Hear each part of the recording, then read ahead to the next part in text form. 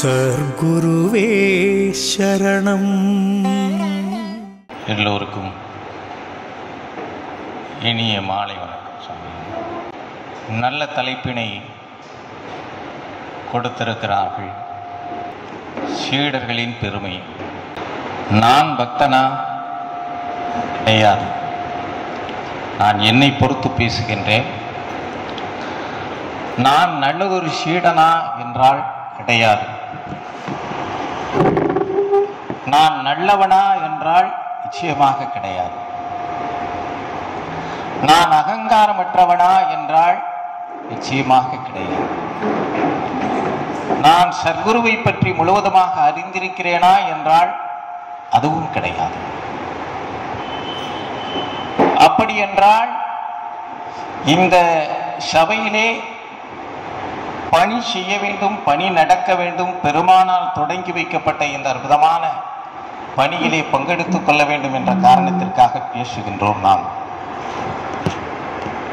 உண்மையிலேயே சீடர்களாக தங்களை அனுமானித்துக் கொண்டிருப்பவர்கள், பிரகடனப்படுத்திக் கொண்டிருப்பவர்கள் எல்லாம் பகவானுடைய சீடர்களை சொல்லுகிறேன்.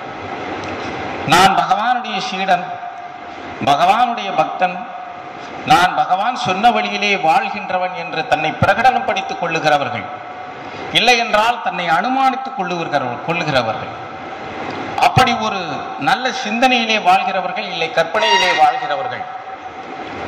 சபையிலே ஒரு கருத்து சொல்லப்படுகிறது என்று கேட்டால் அது என்ன சொல்லப்படுகிறது? அவர் பக்தராக இருக்க வேண்டிய அவசியமில்லை, அவன் சீடனாக இருக்க வேண்டிய அவசியமில்லை. ஆனால் வேதங்களின் சாரம் சொல்லப்படுகிறதா, இல்லை தன்னை அறிவதற்கான வழி அதிலே தெரிகிறதா, இல்லை நல்ல விஷயங்கள் அதில் அடங்கி இருக்கிறதா என்பதை பார்க்க வேண்டிய கடமை தன்னை பக்தனாகவும் சீடனாகவும் அனுமானித்துக் கொண்டிருக்கிறவர்களுடைய கையிலே இருக்கிறது. எந்த குருவும் தன்னுடைய சீடர்களை சீடர்கள் என்று சொல்ல மாட்டார்கள். அப்படி ஒரு பந்தத்தினை அவர்கள் ஏற்படுத்திக் கொள்வதை பகிரங்கப்படுத்துவது கிடையாது. ஆனால் சீடர்கள் இருக்கிறார்கள். சீடு என்று சொன்னால் ஒரு அழகான வார்த்தை, ஆங்கிலத்திலே விதை என்ற அர்த்தம். இந்த வார்த்தைகள் கிரேக்க மொழியிலே இருந்து வந்தது. சிஷ்யர்கள், சீடர்கள் என்ற வார்த்தைகள் எல்லாம். ஒரு விதையை போட்டோமானால் அது மரமாக வளர்ந்து எப்படி கனிகளையும் அதிலிருந்து எத்தனை விதைகளையும் எவ்வளவு நன்மைகளையும் தருகிறதோ அதைத்தான் எதிர்பார்க்கிறார்கள் இந்த குருமார்கள். அதனால் தான் சீடர்கள் என்ற அற்புதமான பெயரை, அந்த நாமத்தை அவர்களுக்கு சூட்டி இருக்கிறார்கள். முதலிலே நாம் ஒரு நல்ல பக்தனாக இருந்து, நல்லவனாக இருந்து, வேதங்கள் சொல்லக்கூடிய அந்த சாரத்தினை புரிந்து தன்னை அறிய வேண்டும் என்ற அந்த வைராக்கியத்திலே அந்த சமித்தியை கையிலே கொண்டவனாக இருந்து, அதன் பின்னாலே அந்த வழியிலேயே அந்த முயற்சியிலேயே நடந்து அந்த ஆத்ம சந்தானத்தை, அந்த ஆத்ம அனுபவத்தை பெற்றிருக்கக்கூடியவன், இல்லை என்றால் அனுபவிக்கக்கூடியவன் வேண்டுமானால் சீடன் என்று தன்னை பகிரங்கப்படுத்திக் கொள்ளலாம். முதலிலே இங்கு இருக்கக்கூடிய பிரச்சனை என்ன என்று கேட்டீர்களானால், நல்ல குரு கிடைக்க வேண்டும் ஒரு மனிதனுக்கு. ஏதோ நமக்கு மிகப்பெரிய அவதார புருஷராக எம்பெருமான் கிடைத்து விட்டார். ஆனால் பூமியிலே எத்தனை மனிதர்கள் அசர்குருவிடம் சென்று தங்களுடைய வாழ்க்கையை வேறு திசையிலே அமைத்துக் கொள்ளுகிறார். காரணம் அவர்களுடைய கஷ்டம், அவர்களுடைய தேடுதல், முன்ஜென்ம கர்மா எல்லாம் சேர்ந்து அவர்களை எங்கோ ஒரு இடத்திலே கொண்டு போய் சேர்த்து விடுகிறது. ஆனால் நாம் அப்படி அல்ல, பாக்கியவான்கள். நீங்கள் அப்படி அல்ல, புண்ணியம் செய்தவர்கள். நான் இங்கு இருக்கக்கூடிய நிறைய பேர்கள் கடவுளுடன் பேசியவர்கள், கடவுளுடன் இருந்தவர்கள், கடவுளுடன் உணவருந்தியவர்கள், கடவுளுடன் ஒன்றாக பயணம் செய்தவர்கள், கடவுளோடு உறவாடியவர்கள். இல்லை என்று சொல்ல முடியுமா? நன்றாக யோசித்து பாருங்கள். கடவுளோடு பேசியவன் என்ற மிகப்பெரிய அகங்காரம் என்னிடம் இருக்கிறது. ஆனால் நான் நிச்சயமாக முதலிலே எடுத்தெடுப்பிலே பகிரங்கமாக சொல்லிவிட்டேன், நான் சிறந்த பக்தனா கிடையாது, சிறந்த சீடனா கிடையாது, இல்லை என்றால் நல்லவனா என்றால் கூட கிடையாது, அகங்காரமற்றவனா என்றால் கூட கிடையாது. அந்த சொல்லுக்கு பொருத்தமில்லாதவனாகத்தான் இருப்பேன். நல்ல குரு கிடைக்க வேண்டும் ஒவ்வொரு மனிதனுக்கு. நல்ல குருவினுடைய அடையாளங்கள் எப்படி இருக்கும் என்பதை எல்லா வேதங்களும், விவேகானந்தனும், எல்லா ஞானியர்களும், எல்லா முனிவர்களும் சொல்லுகிறார்கள். ஒரு குருவினுடைய அடையாளம் எப்படி இருக்க வேண்டும்? சதா சர்வகாலமும் அந்த ஆத்ம சிந்தனையிலேயே இருந்து கொண்டு, ஆத்மஸ்வரூபனாக இருந்து கொண்டு, காரணமில்லாமல் கருணைகளை வாரி வழங்கி கொண்டு இருக்கக்கூடிய, காரணமே இருக்காது, கருணை செய்து கொண்டே இருக்கக்கூடியவனாக, யாரை பார்த்த மாத்திரத்திலேயே என்னுடைய பிறவி தலை அறுபடுகிறதோ, அவரை பார்த்த மாத்திரத்திலேயே என்னுடைய பிறவி பிணி நீங்கக்கூடியதாக இருக்கிறதோ, யாரை பார்த்தால் என் அகங்காரம் அழிந்து விடுகிறதோ, யாரை பார்த்தால் என் பற்று பறந்து போய் விடுகிறதோ, அப்படி இருக்கக்கூடிய குருதான் குருவாக இருக்க முடியும். அப்படிப்பட்ட குருவினை அடைந்தவன் தான் பாக்கியசாலியாக இருக்க முடியும். கொல்லினும் நல்ல குருவினை கொல்லுக, திருமந்திரத்திலே சொல்லுகிறார். கொல்லினும் நல்ல குருவினை கொல்லுக. அப்படி என்று சொன்னால் அடைந்தாலும் நல்ல குருவை அடைய வேண்டும். இல்லை என்றால் என்னென்ன தம்முடைய இந்த கர்மங்களை சொல்லுகிறார்கள் பாருங்கள். பூர்வ ஜென்மத்திலே இல்லை நிகழ்காலத்திலே நாம் செய்திருக்கக்கூடிய கர்மங்களின் பயனாக போய் யாரோ ஒருவனிடம் போய் சேர்ந்து விடுவோம். அப்படி நல்ல குருவை அடைந்தாலும் கூட இந்த சீடர்களுக்கு ஒரு கடமை இருக்கிறது.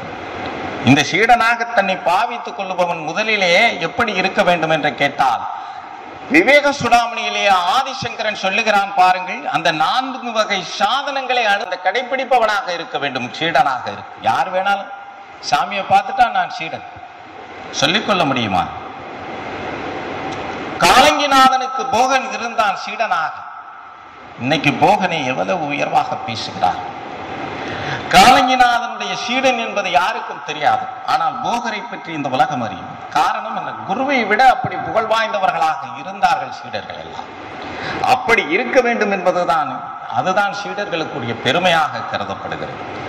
போகரிடம் இருந்தார்கள் 63 சீடர்கள் இருந்ததாக சொல்லப்படுகிறது. புலிப்பாணி, கொங்கணர், சுந்தரானந்தர், இன்னும் ஏகப்பட்ட அவரிடம் இருந்து, அவர் இந்த பூமியிலே நம்மால் தெரிந்து கொள்ளக்கூடிய நிறைய சித்தர்கள் ஞானியர்கள் எல்லாம் போகருடைய சீடர்களாக அடையாளம் காணப்படுகிறார். ஆனால் அவர் காலங்கிநாதனுடைய பிள்ளை, சீடனாக. தன்னுடைய குருவுக்கு ஆற்றக்கூடிய கடமை எதுவாக இருக்கும் என்றால், இந்த உலகம் போற்றும்படியாக தர்மத்தை ஸ்தாபிக்கக்கூடியவனாக இருக்க வேண்டும் ஒவ்வொரு சீடனும். எதற்காகத்தானே வாழையடி வாழையாக இந்த குரு பரம்பரை எதற்காக உருவாக்குகிறது என்று சொன்னால், தான் விட்டு போன பணிகளை, அதற்காக தர்மத்தை சாராமல் அகங்காரத்தின் காரணமாக எதையாவது சொல்லிக்கொண்டு மக்களை அவதிப்படுத்துவதும் கூட. நான் அவரிடம் இருந்தேன் என்ற ஒரு அகங்காரத்தை தலையிலே வைத்துக் கொண்டு, நான் 20 வருட காலமாக நான் அவரிடம் பயணித்திருக்கிறேன், அவர் எனக்காகத்தான் பிரத்யோகமாக சொல்லி இருக்கிறார், நான் அவருடைய சீடன், நான் அவருடைய நல்ல பக்தன் என்று பிரகடனப்படுத்திக் கொண்டு, நல்லவனாக கூட இல்லாமல் வாழ்ந்து கொண்டு பிரகடனப்படுத்துவது என்பது இறைவனை, பகவானை சஞ்சலத்திற்கு உட்படுத்துவதா? இப்படி சொல்லலாமா? வழியிலே ஒருவன் சொன்னால் கூட என்ன பேசுகிறான், தர்மத்தை போதிப்பானே ஆனால் நிச்சயமாக கேட்டுக்கொள்ள வேண்டும். நல்லதை சொல்லுவானால் நிச்சயமாக அதை அனுமதித்துக் கொள்ள வேண்டும். சீடனுடைய பண்பு அதுவாகத்தான். சீடனுடைய பண்பு அதுதான். ஆனால் ஏற்றுக்கொள்ளக்கூடிய பக்குவம் என்னிடம் கிடையாது. ஏற்றுக்கொள்ளக்கூடிய பக்குவம் எனக்கு கிடையாது. என்னுடைய அகங்காரம், கோபம், பொறுமை எதிலும் நான் நிதானம் கிடையாது. ஆனால் நான் சீடன் என்று எப்படி பிரகடனப்படுத்திக் கொள்ள முடியும்? கொல்லினும் நல்ல குருவினை கொல்லுக. அது பாருங்க, அதுல என்ன சொல்றாரு? நல்ல குருவை அடைந்த உடனே உள்ள பொருளுடன் ஆவி உடன் ஈகுக. இதை யாராவது செய்கிறார்களா? சீடனுக்குத்தான் சொல்லுகிறார்கள். திருமந்திரத்திலே சொல்லப்படுகிறது. நல்ல குருவினை அடைந்த உடனே, அந்த அடைந்த மாத்திரத்திலே, இவர் எம்பெருமான் கருணையுள்ளவர், என்னை நிச்சயமாக இந்த பிறவி நோயிலே இருந்து காப்பதற்காக வந்திருக்கக்கூடிய அந்த கருணையான தெய்வத்தினிடம் நான் எப்படி சரணடைய வேண்டும் என்பதை சொல்லுகிறார். அந்த ஒரு 4 வரியிலே சொல்லப்படுகிறது. கொல்லினும் நல்ல குருவினை கொல்லுக. கொண்டும் நான் எடுத்து கொண்டு விட்டேன், நல்ல குருவினை அடைந்திருக்கிறேன். அடுத்து உடனடியாக செய்ய வேண்டியது, உள்ள பொருளுடன் தன் கையிலே என்ன செல்வம் இருக்கிறதோ அதுக்காக எல்லாம் கொடுத்துட்டு போயிடுறதா, தானமாக கொடுத்து விடுவதா என்று சொல்லி அதன் மேல் வைத்திருக்கக்கூடிய பற்று, இதுதான் கூடகமாக சொல்லப்படுகிறது. அதன் மேல் வைத்திருக்கக்கூடிய பற்றுகளை துறந்து விட வேண்டும். இது என்னுடைய வீடு. ஸ்ரீமத் பாகவதத்திலே யுதிஷ்டன் சொல்லுவதாக இருக்கிறது, பகவானே, நீங்கள் சொன்னதை எல்லாம் நான் யோசித்து பார்க்கின்றேன். இது உன்னுடையது. அது என்னுடையது என்று சொல்லிக்கொள்ளும் மிருகங்களோடு மனிதர்களை சொல்லுகிறார். என்று சொல்லிக்கொள்ளும் மிருகங்களை போல் நான் வாழ்வதற்கு விரும்பவில்லை. இங்கு எதுவும் யாருடையதும் இல்லை. உன்னுடைய வாக்கியத்தை நான் நினைவு கூறுகிறேன். இப்படியெல்லாம் ஸ்ரீமத் பாகவத்திலே யுதிஷ்டன் பேசுவதாக இருக்கிறது. இங்கே யாருடையது இருக்கிறது? உன்னுடையதும் இல்லை, என்னுடையதும் இல்லை. இன்று உன்னுடையது, நாளை மற்றொருவனுடையது. நீ எதை கொண்டு வந்தாய், நீ இங்கிருந்து கொண்டு செல்லுவதற்கு எப்படியெல்லாம் நான் நிறைய வாக்கியங்களை கேள்விப்பட்டேன். பற்றுகளை துறந்து விட வேண்டும். பற்றை துறந்தால் போதுமானது. இருக்கக்கூடிய செல்வத்தை அதற்காக கொண்டு உண்டியல்ல போட்டுட்டு போடான்னு சொல்லி எந்த தர்மம் எதுவும் சொல்லலை. இல்லறத்தில் இருந்தவர்கள் தான், இல்லறத்து சீடர்கள் தான், நிறைய சீடர்கள் இந்த பூமியிலே சாதித்திருக்கிறார்கள். ஞானத்தை இந்த பூமியிலே விதைத்திருக்கிறார்கள். இல்லறத்திலே இருந்தவர்கள் தான் விதைத்திருக்கிறார்கள். கொல்லினும் நல்ல குருவினை கொல்லுக, உள்ள பொருளுடன் ஆவி உடன் ஈக. உடல் பொருள் ஆவியை அவரிடம் தத்தம் செய்து விட வேண்டும். பெருமானிடம், பகவானே, இனி என் வாழ்விலே நடக்கக்கூடிய அத்தனையும் உன்னை பொறுத்து இருக்கிறது. நான் என்று எதுவும் இல்லை. அப்படி இருக்கக்கூடியவன் கூட, அந்த நிலையில் வாழக்கூடியவன் கூட தன்னை சீடனாக அனுமானித்துக் கொள்ள முடியுமா என்பதை பின்னால் நான் சொல்லுகின்றேன். உள்ள பொருளுடன் ஆவி உடன் இயங்குன. உடல் பொருள் உயிர் அத்தனையும் உனக்குத்தான் சொந்தம். என்னிடம் இருக்கக்கூடிய பொருள், இந்த உடல், என்னுடைய உயிர் அத்தனையும் உனக்கு சொந்தம் என்று சொல்லக்கூடியவர்களாக இருக்கு. எண்ணம் அதனைத்தும் இடைவிடாது நின்றே சதா சர்வகாலமும் பெருமானை பற்றியே சிந்தித்துக் கொண்டு. பெருமான் என்று சொன்னால் இங்கே குருவும் ஒன்றுதான், சிவமும் ஒன்றுதான், ஆன்மாவும் ஒன்றுதான், பிரம்மமும் ஒன்றுதான். இங்கே அறிந்து கொள்ள வேண்டிய ரகசியம் இருக்கிறது. உருவ வழிபாடு செய்யக்கூடியவர்கள் எல்லாம் மீண்டும் பிறப்பெடுக்கக்கூடிய அவசியம் இருக்கிறது என்று மைத்ரேய உபனிஷத்து சொல்லுகிறது. அப்படி என்றால் ஒரு குரு தன்னுடைய உருவத்தை வழிபட சொல்லுகிறாரா, அதை அனுமதிக்கிறாரா என்பதை கூட இங்கு யோசிக்க வேண்டிய விஷயமாக இருக்கிறது. அத்வைதம் இல்லாமல் ஞானம் இல்லை. கடவுள் ஒன்று என்ற முடிவுக்கு வருவது வரைக்கும் ஞானத்தின் பக்கம் எட்டி கூட பார்க்க முடியாது. கடவுள் உருவமற்றவன் என்ற சிந்தனை உனக்கு வலுக்கும் வரை உனக்கு ஆன்மீகம் என்பதே கிடையாது. அப்படியானால் மைத்ரேய உபனிஷத்திலே சொல்லதை போல இந்த உருவங்களை வழிபடக்கூடியவர்கள் வழிபடுவார்கள், வருவார்கள். ஆனால் நீ எங்கே இருக்கின்றாய் என்பதுதான். தத்துவம் எங்கில்லை, தத்துவனும் அங்கில்லை. தத்துவன் எங்குண்டோ தத்துவனும் அங்குண்டு. உண்மையை தெரிந்து கொண்டு அதன்படி நிற்க வேண்டும், அதன்படி உலக வேண்டும். தெரிஞ்சுட்டே நான் தெரிஞ்சு என்ன செய்ய, நல்லவனாக இருக்க சொல்லி போதனை செய்து திருக்குறள் என்ன, எல்லாம் திருமந்திரம் என்ன, திருவாசகம் என்ன, எல்லா நூல்களும் சொன்னாலும் கூட, எத்தனையோ குருமார்கள் வந்தாலும் கூட, எவ்வளவோ நம்மளுடைய ஆசிரியர்கள் எடுத்து சொன்னாலும் கூட, இது போன்ற சத்சங்கங்கள் நிறைய நான் கேட்டிருந்தாலும் கூட, ஒரு கிஞ்சிற்று அளவு கூட நான் நல்லவனாக மாறவில்லை என்று எண்ணும் போது யோசித்து பாருங்கள். அப்புறம் எப்படி சீடன் என்று சொல்லிக் கொள்வது? அப்படி சீடனாக இருப்பவர்கள் நிச்சயமாக நல்லவர்களாக இருப்பது கட்டாயமாக. அது நல்லவர்கள் என்று ஒரு பாதை இருக்கிறதா என்றால், எவனெல்லாம் தர்மத்தை கடைபிடிக்கின்றானோ, எவனெல்லாம் குருவழி நடக்கின்றானோ, எவனெல்லாம் அந்த ஆத்மாவை அறிய துடிக்கின்றானோ, எவனெல்லாம் இந்த பிறவியில் இருந்து நீங்க வேண்டும் என்று ஆசைப்படுகின்றானோ, எவனெல்லாம் கையிலே சமித்தாக வைராக்கியத்தை வைத்திருக்கிறான், அவனெல்லாம் சீடன் தான். கையில அப்படி வைராக்கியத்தை வச்சிருக்கணும். இந்த உலகம் பொய், இது நித்தியம் கிடையாது, அநித்தியமானது. நான் இங்கே சொல்லப்படுகிறது பாருங்கள், சமம் தமம் உபரதி திதீட்சை, சமாதானம் வைராகியம் சிரத்தை என்று சொல்லுகிறார்களே, அந்த 6 குணங்களையும் பெற்றிருக்கக்கூடியவன் என்று சொல்லக்கூடியவன் சீடனாக இருக்க முடியும். ஞான செல்வங்களை கையிலே வைத்திருக்கக்கூடியவனாக இருக்க வேண்டும். எம்பெருமானை சதா சர்வகாலம் எண்ணம் அதனைத்தும் இடைவிடாது நின்றே அவர் எப்பொழுதும் அவரையே சிந்தித்துக் கொண்டு இருக்க வேண்டும் என்று சொன்னால், அந்த ஆன்மாவை பற்றி சிந்தித்துக் கொண்டிருக்க வேண்டும். தன்னை அறிவதை பற்றி அந்த விசாரத்திலே ஈடுபட்டுக் கொண்டிருக்க வேண்டும் என்பதை வலியுறுத்துகிறது அந்த இடத்திலே. இல்ல குருவை பற்றி கூட சிந்தி. குருவேர் இல்லை, சிவம் வேறு இல்லை, அது நமக்கு எல்லாம் தெரியும். குருவே சிவம் என்று கூறினான் நந்தி பாடுகிறார். அதையும் திருமந்திரத்திலே தான் பாடுகிறார். குருதான் சிவம் என்று சொல்லுகிறார். ஏ சிவம் ஏ குரு, குருகீதை சொல்லுகிறது. எது சிவமோ அதுவே குருவாக இருக்கிறது என்று குருகீதை சொல்லுகிறது. அப்படியானால் சிவத்திற்கும் குருவிற்கும் வித்தியாசம் இல்லை. சிவம் என்ற பொருள் என்ன, ஆன்மா என்றால் என்ன, பிரம்மம் என்றால் என்ன, இதையெல்லாம் கொஞ்சம் தெரிந்து வைத்துக் கொள்ள வேண்டிய அவசியம் இருக்கிறது. சீடர்களுடைய பெருமை என்பது அளப்பற்கரியது. இந்த பூமியில் எண்ணம் அது அனைத்தும் இடைவிடாது நின்றே தெள்ளி அறிய சிவபதம் தானே. அப்படி நின்று கொண்டிருக்கக்கூடிய சீடனுக்கு நல்ல குருவை அடைந்து உடல் பொருள் ஆவி மூன்றையும் தன்னுடைய பெருமானிடம் சத்குருவிடம் அங்கே தத்தம் செய்து சரணடைந்து சதா சர்வகாலமும் அவரையே சிந்தனை செய்து கொண்டு இருப்பவன் தெள்ளி அறிய சிவம்பதம் தானே, சிவப்பதம் தானே. அவன் சிவப்பதத்தை அடைந்து விடுகிறான், ஞான நிலையை அடைந்து விடுகிறான், முக்தி பதத்தை அடைந்து விடுகிறான், மோட்ச கதியை அடைந்து விடுகிறான் என்று சொல்லாமல் சொல்லுகிறது இந்த திருமந்திரம்.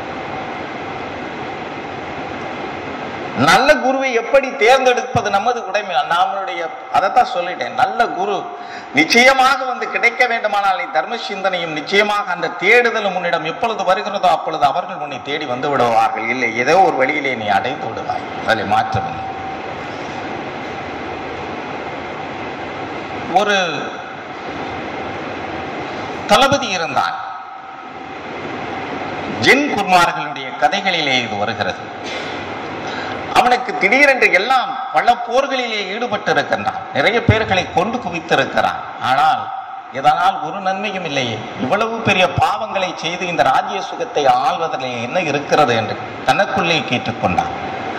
ஞானியர்களை சென்று சரணடைய வேண்டும் என்று முடிவுக்கு வந்தான். அந்த ஊரிலே 2 ஞானியர்கள் இருந்தார்கள். நிறைய ஒவ்வொரு ஊர்லேயும் நிறைய பேர் இருக்கிறார். ஆனால் நமக்கு கிடைத்ததை போல அவதார புருஷராக யாரும் அடைய முடியாது. இது 2000 வருடங்களுக்கு ஒரு முறை இப்படிப்பட்ட அவதார புருஷர்கள் தோன்றுகிறார்கள். இவர்களை பார்த்த மாத்திரத்திலே இவர்களுடைய ஒரு ஸ்பரிசத்திலோ ஒருவனை எளிதாக அவனுடைய அறியாமையில் இருந்து அவனுடைய அஞ்ஞானத்தை நீக்கி அவனை ஞானியாக்கி விட முடியும் இவர்களால். ஆனால் அப்படி செய்கிறார்களா என்று கேட்டால் இல்லை. தன்னை அறியக்கூடிய வைராக்கியம் ஒவ்வொரு மனிதனுக்கும் எளிதாக கிடைக்கும். எதிலும் பெருமை இருப்பதில்லை. எளிதாக ஏதாவது ஒன்று கிடைத்தால் அதனுடைய அருமை நமக்கு தெரியாது. அதனால் அதன் அருமையை தெரிய வைத்துத்தான் தரக்கூடியவர்களாக இருப்பார்கள் இது போன்ற சத்குருமார்கள் எல்லாரும். 2 குரு இருந்தார்கள் அந்த ஊரிலே. ஒரு குருவிடம் போனார். ஆஹா, தளபதியாரே, நீரே இந்த தன்னை அறியக்கூடிய இந்த ஞான வித்தைக்கு நீ தகுதியானவனாக வந்திருக்கிறாய். செல்வங்கள் எல்லாம் வேண்டாம் என்று, இந்த ராஜ பதவி வேண்டாம் என்று வந்திருக்கக்கூடிய இந்த ஆசிரமம் உன்னை வரவேற்கிறது. நீ என்னிடம் இருந்து என்னுடைய சீடனாக இருந்து கற்றுக்கொள்வாயாக என்று சொல்லுகிறார். எனக்கு ஒரு நாள் அவகாசம் கொடுங்கள் சுவாமி, எனக்கு ஒரு நாள் அவகாசம் வேண்டும். சரி, போய் வா. அடுத்த நாள் இன்னொரு துறவி இருக்கிறாரே அந்த ஊரிலே இன்னொரு ஞானி இருக்கிறார். அங்கே செல்லுகிறார். போன உடனே சொல்லுகிறார், உனக்கு இங்கு இடமில்லை, போய் வா. நீ செய்த பாவங்கள் எல்லாம் கொடுமையான பாவங்கள். அதையெல்லாம் செய்துவிட்டு நீயும் புண்ணியம் தேடிக் கொள்ளுவதற்காக இங்கே வருகிறாய். நிற்கிறான் தளபதி, அப்படியே நின்று கொண்டிருக்கிறான். போடா என்று சொன்னால் போ, கனமான வார்த்தை. ஒரு தளபதி என்ற அங்கே பகவானிடம் பார்த்திருக்கிறோம். எந்திரானா எந்திராதான். இங்கே அங்கே எல்லாம் சமம் தான். அதைவிட கம்பீரத்தை ஒன்று பார்க்க முடியாது. அந்த வீரத்திற்கு இணையாக எதையும் சொல்ல முடியாது. அது இந்த பூமிக்கும் ஆகாயத்திற்கும் எரிகின்ற நெருப்பாக இருந்தது. அப்படிப்பட்ட வீரமாக இருந்த அதே போல்தான் அந்த துறவியும் சொன்னான், போய்விடு. இல்லை, நான் உங்களிடம் சீடனாக சேர ஆசைப்படுகின்றேன். உன்னுடைய ஆசைக்கு இங்கு இடமில்லை. ஆசையை துறக்க நீ கடமை, நீ ஆசையை துறக்க வேண்டிய கட்டாயம் இருக்கிறது. உன்னுடைய ஆசைக்கும் உன்னுடைய பற்றுக்கும் உன்னுடைய தேவைகளுக்குமாக இந்த ஆசிரமம் கிடையாது. எல்லாம் துறந்து விட்டு ஒன்றுமில்லாதவனாக, அகங்காரம் இல்லாதவனாக, சரணடையக்கூடியவனாக இருந்தால் நாங்கள் யோசிக்கலாம் சொன்னார். அப்படி இருந்தாலும் கூட உன்னுடைய என்னன்னு கேட்ட இதுல பெரிய விஷயங்கள் இருக்குது. ஒவ்வொரு குருமார்களும் யாரெல்லாம் ஞானத்தை கேட்கின்றானோ அவரை உரசி பார்க்கிறார்கள். தங்கம் எப்படி உரசி பார்த்து அதனுடைய தரம் அறியப்படுகிறதோ அதை போல உரசி பார்க்கிறார். பின்புதான் அந்த பரிட்சயத்திலே அந்த வைராக்கியத்திலே அவன் நிற்கும் பொழுது அவனுக்கான அந்த தடைகளை நீக்கி அஞ்ஞானத்தை அழிக்கக்கூடிய விஷயங்களிலே ஈடுபடுகிறார் இந்த குருமார்கள் எல்லாம். சாஷ்டாங்கமாக அந்த துறவியினுடைய காலிலே விழுந்தான் தளபதி. இல்லை, நான் உங்களிடம் தான் சேர வேண்டும். எனக்கு சரியான இடம் எதுதான்? என்னை வந்தவுடன் ஆதரிப்பதற்காகவோ, என் புகழ் பாடுவதற்காகவோ, நான் செய்த பெருமைகளை பேசுவதற்காகவோ யார் இருந்தாலும் அவன் என் குருவாக இருக்க முடியாது. என் புகழை எதுக்கு?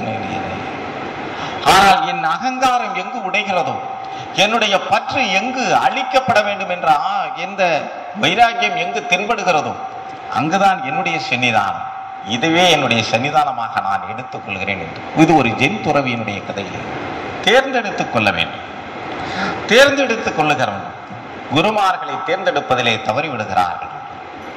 எங்காவது ஏதாவது என்னன்னு கேட்டீங்கன்னா, இன்னைக்கு ஆன்மீகம் என்ற சொல்லுக்குள் தான் மாயாவே ஒளிந்திருக்கிறது.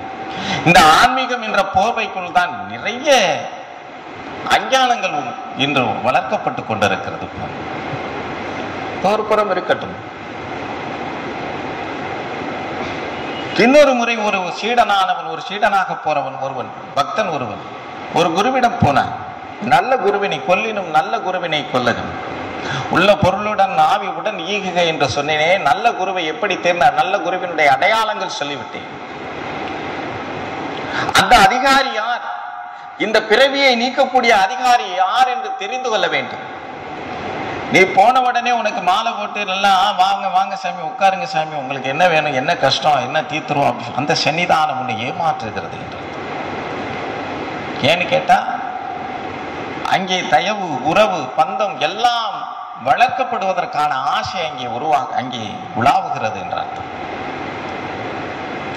கம்பீரம் இங்கே இந்த உடல், பொருள், ஆவி, இந்த இதுக்கு மரியாதை இல்லாத அந்த ஆன்ம சிந்தனையிலே இருக்கக்கூடிய சன்னிதானத்திலே மட்டும்தான் பாம்பை கயிறென்று நினைக்காமல் இருக்கக்கூடிய எம்பெருமான் மட்டும்தான், கயிறை பாம்பென்று அறியாத அந்த பெருமானிடம் மட்டும்தான் இந்த கம்பீரம் இருக்கு. இங்கே இதை பார்த்துட்டு அதெல்லாம் வக்கீல் வர்றாரு.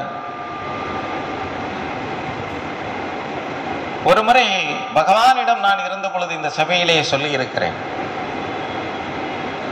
ஒரு அன்பர், எனக்கு வேண்டியவர், சாமி என்னைய கூப்பிட சொல்றாரு. அப்போ அவரு வக்கீல் சார்னு கூப்பிட்டார். வக்கீல் சார் அப்படின்னு கூப்பிட்டார். அவர் கூப்பிட்டதுக்கு வைவாங்கினவே நான். என்னடா சொல்லி கூப்பிட்டேன்னு கேட்டார். அவர் உடனே வக்கீல்னு கூப்பிட்டேன் சாமி. வக்கீல்னா என்ன மசுறாரு, அதுக்கு மேல வந்ததெல்லாம் சொல்ல முடியாது. எவ்வளவு வையின்னு திட்டுன்னு திட்டிட்டு, ஏலே போடாங்கிட்டு போடா அப்படின்னு சொல்லிட்டு ரொம்ப கேவலமாக சொல்லி திட்டு. இது எதற்காக சொல்லப்படுகிறது என்று கேட்டால், அந்த சன்னிதானத்திலே நாமங்கள் அளிக்கப்பட வேண்டும், அகங்காரம் இல்லாமல் இருக்க வேண்டும். சாமியினுடைய பெயரை சொல்லாதீர்கள் என்று கடந்த வாரம் நான் சொன்னேன். சாமியினுடைய பெயரை சர்க்குரு என்று அற்புதமாக இருக்கும். அதுவும் வெறும் சர்க்குரு என்றால் நாம் போடுகிற மகாஸ்ரீ சர்க்குரு என்று சொல்லுகின்றோம்.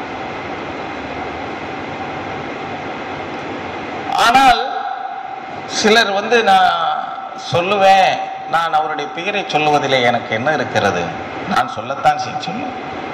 சுதந்திரமானவர்கள் தானே, யாருடைய மனப்பேயையும் அடக்குவதற்கான அதிகாரம் நமக்கு கிடையாது. எல்லா மனிதர்களும் சுதந்திரமானவர்கள் தான். யாரையும் அதிகாரம் செலுத்தக்கூடிய அதிகாரம் நம்மிடம் கிடையாது. ஒரு சத்குரு என்று அழைப்பதிலே இருக்கக்கூடிய அந்த புனிதமானது, நீ பெயர் சொல்லி அழைப்பதிலே இருக்கும் என்று நினைத்தால் பெயர் சொல்லி அழைத்துக்கொள். இல்லை, ஞான சபையிலே சொன்னதுனாலே நான் ஏற்றுக்கொள்ள போவது கிடையாது. ஏனென்று கேட்டால் எனக்கு எல்லாம் தெரியும், வச்சுக்கோங்க. அதனால என்ன இருக்கிறது? எம்பெருமானுடைய இந்த சன்னிதானத்திலே இருந்து ஒரு குரல் ஒலிக்கின்றது என்றால், இங்கிருந்து ஒரு கருத்து சொல்லப்படுகின்றது என்றால், அது வேதங்களை சார்ந்தில்லாமல் இருக்கவே முடியாது. சத்தியத்தின் மேலே தான் இருக்கும். நீ எந்த நூல்களை வேண்டுமானாலும் எடுத்து ஆராய்ச்சி செய்து உள்ளது. இல்லை, வக்கீல் சார் பேசினது தப்பு இருக்கு, இது அந்த உபனிஷத்திலே அப்படி போடவில்லை, இல்லை இந்த புத்தகத்திலே அப்படி இல்லை. இன்னொன்று, இந்த சாத்திர அறிவுகள் எல்லாம் இருக்கிறது பாருங்கள். இந்த புத்தகத்திலே படித்து விட்டு பேசக்கூடிய அறிவு இருக்கிறது பாருங்கள். இந்த புத்தகத்தை படித்து விட்டு ஒரு கற்பனை இருக்கிறது பாருங்கள், நான் எல்லாம் தெரிந்தவன் என்ற கற்பனை இருக்கிறது.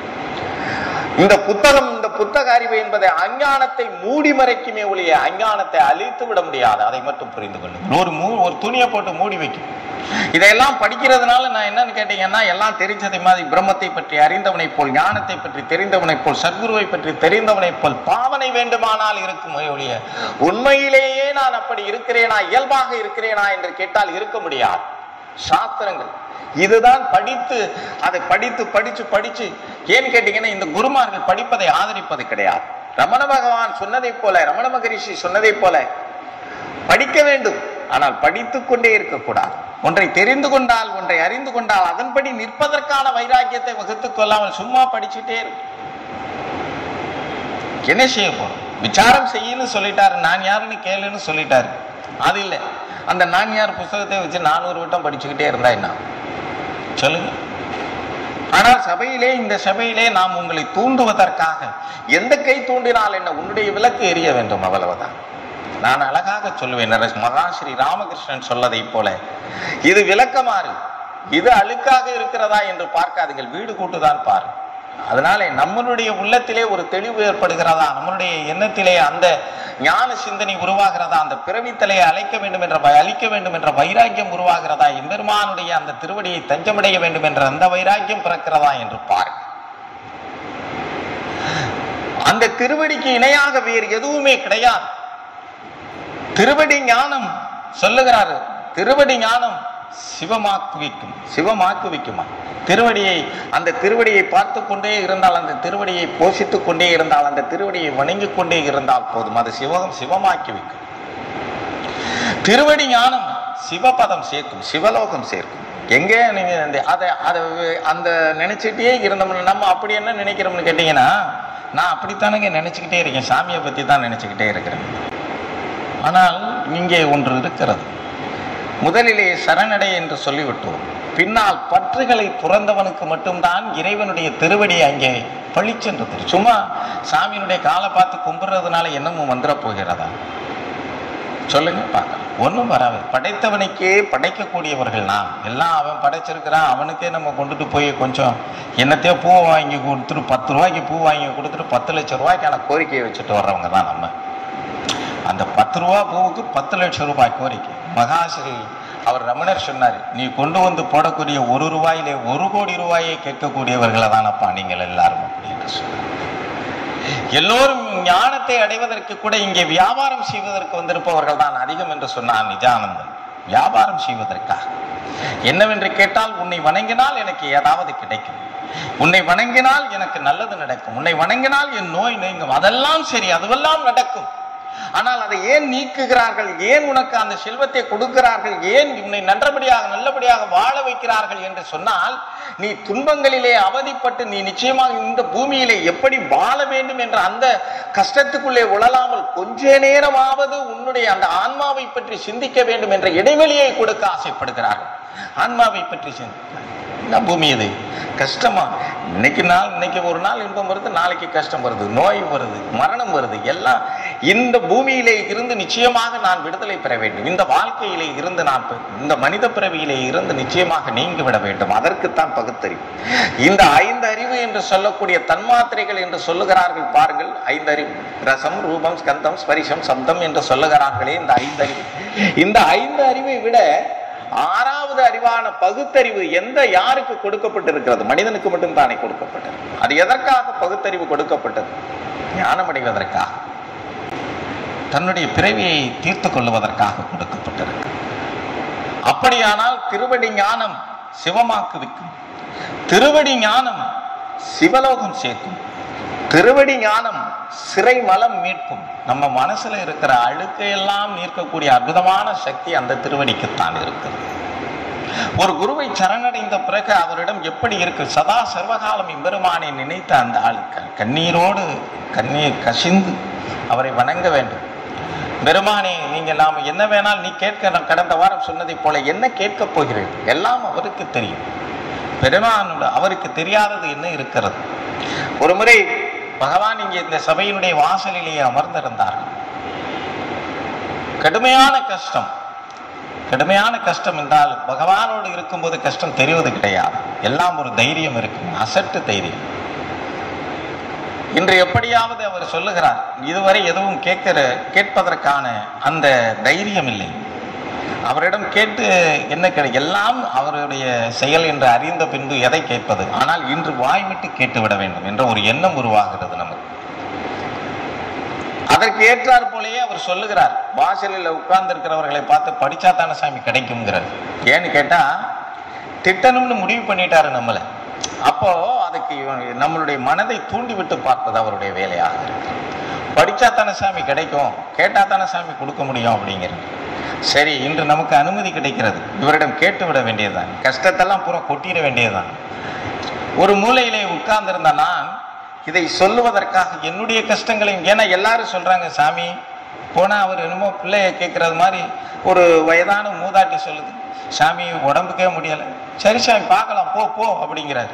ஆனால் இதை அன்றுதான், எப்பயும் இப்படி கேட்க மாட்டார். அவர் சொன்னா சொல்லுவார், எங்களுக்கும் ரொம்ப கஷ்டமா தான் சாமி இருக்கு போன்னுவார். ஆனால் அன்று கேட்கிறாரு, அந்த நாடகம் அவர் நடத்துகிறார். உடனே சரி இன்று கேட்கிறார், நாமளும் எந்திரிச்சு நம்ம கஷ்டத்தெல்லாம் சொல்லிட வேண்டியதான், ஏதாவது 2 வார்த்தையாவது சாமிகிட்ட சொல்லிடுவோம்னு சொல்லி அந்த மூலையிலே இருந்து எழுந்தேன்.